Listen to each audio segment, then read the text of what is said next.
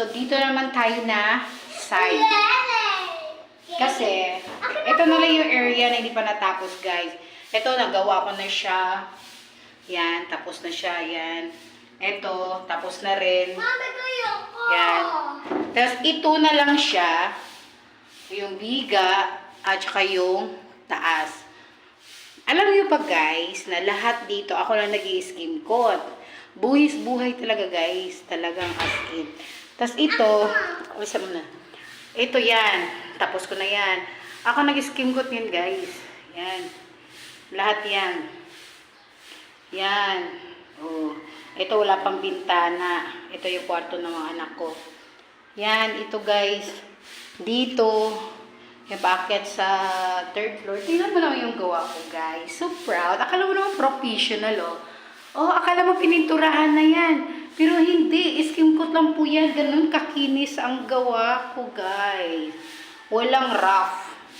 Dati, tinutulungan ako ng asawa ko. Hindi ko siya, pina-stop ko siya kasi hindi marunong pangit yung gawa niya. Hindi kagaya ganito yung gawa ko na napakakinis. Akala mo pininturahan. Pero hindi pa yan pininturahan, guys. Skim coat pa lang yan.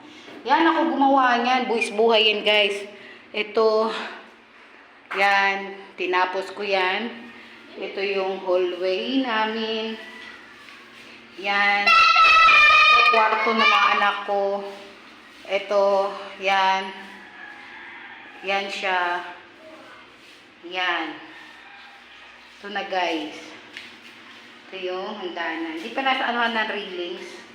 Yan. Diba, guys? So proud of myself. Tapos, dito na lang sa paakyat sa rooftop. Yan na lang ang anuhin ko yung skim coat. Tapos, ayan na, guys, oh. Kunti na lang talaga. Tapos, ito yung room namin. Ito yung room ng aking anak. Look. Tapos na siya. Kunti na lang. Oh. Yan. Ito yung hagdanan paakyat sa rooftop. Yan na lang talaga. Tapos na yung. Yan. Ako lang gumawa yun, guys.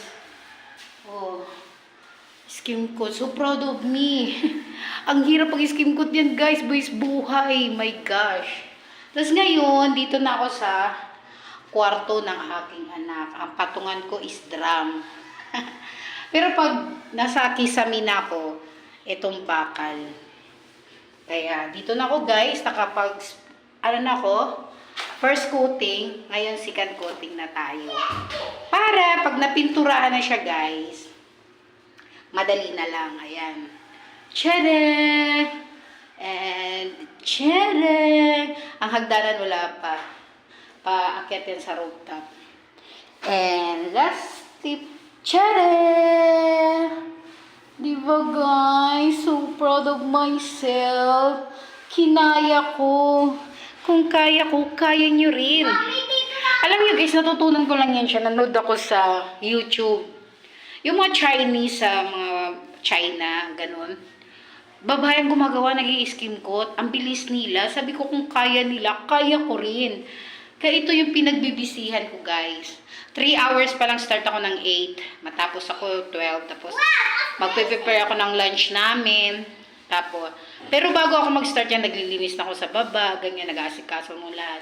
Then, after ko noon, tatrabahuin ko na to, guys.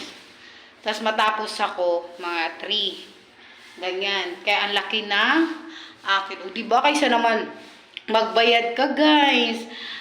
2 o 3 sila. So, magkano ngayon ang bayaran sa labor? 600 or na iba 700, 500, ganun. O kung gagawin nila to ng ilang araw, Diyos ko, day.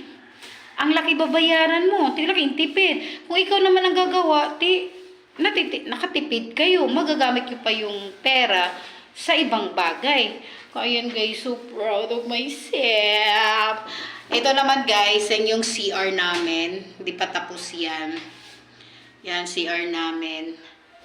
Yan. So excited! Oh, kala mo pininturahan na, guys, no? Pero hindi pa yan pintura. Yan, oh. Skim coat lang yan, guys. Ako lang gumawa niyan, oh. Bo, nakakapagod. Buwis buhay. Parang siya, iniisip ko na lang siya na, ano ko siya, exercise. Ganun. Kaya, abang-abang sa next episode ba? Sa next vlog, yung finished product. Bye-bye, guys!